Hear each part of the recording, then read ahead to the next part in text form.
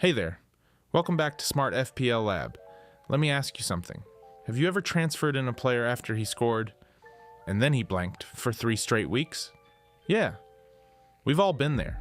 That's because most managers chase points, but top managers chase numbers. And today I'm going to show you how XG and XA, when used properly, can completely change how you make FPL decisions. Not in a complicated way, but in a practical, rank-improving way. XG, expected goals, measures the quality of chances a player gets, not whether he scored, but whether he should have scored. XA, expected assists, measures the quality of chances a player creates. So instead of asking, did he score? You ask, how dangerous were his chances? And that's a completely different question. Here's the mistake.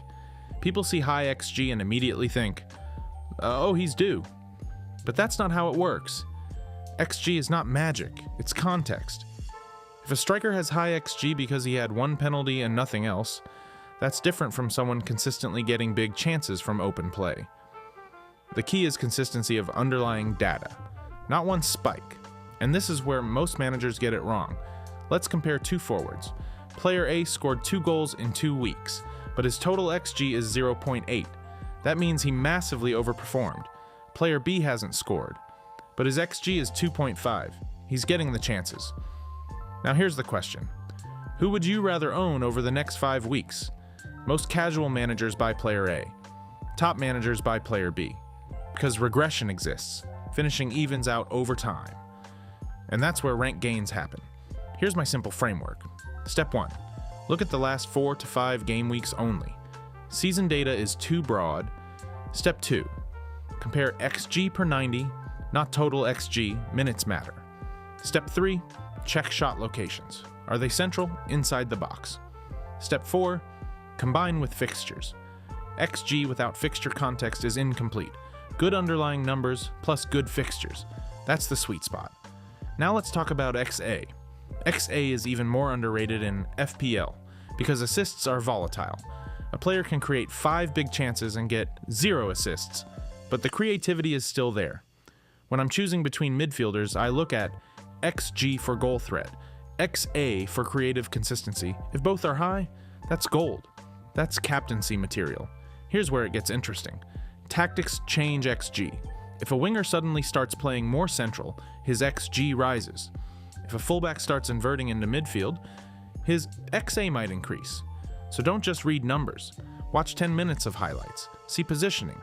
Numbers tell you what happened, tactics tell you why. Now let me balance this. Sometimes you ignore XG. Let's take for examples. A clinical finisher like a premium striker, players on penalties, very small sample size, 1 game spike. Also, game state matters. If a team is 3-0 up, XG patterns change. So never use XG blindly. Use it as a filter, not as a dictator. From studying high-ranked managers, I noticed something. They don't chase last week's points. They chase trends. They buy players before the explosion. Because the data already showed it coming. When you start thinking in expected numbers instead of emotional reactions, your transfers become calmer, more strategic, less reactive, and your rank stabilizes. Finally, here's your takeaway checklist to improve your FPL rank.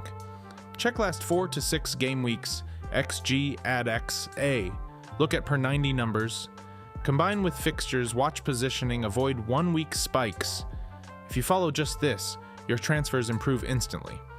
Let me know in the comments. Do you use XG before making transfers, or do you still trust recent goals and form?